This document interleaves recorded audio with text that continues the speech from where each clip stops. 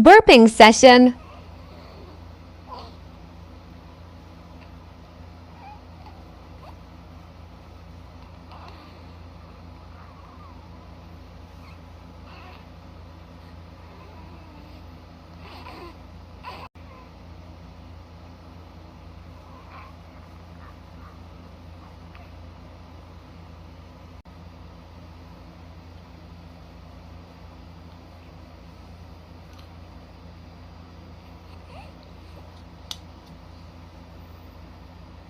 Ngayon din naman ang matapos ng unang nawakan niya ang kalis.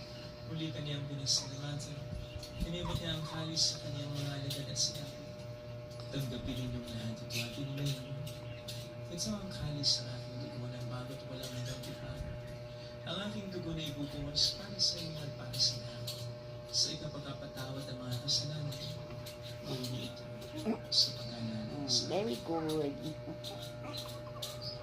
Mabilis naman siya magbalat basta nabubusog niya. Pero kung unti lang.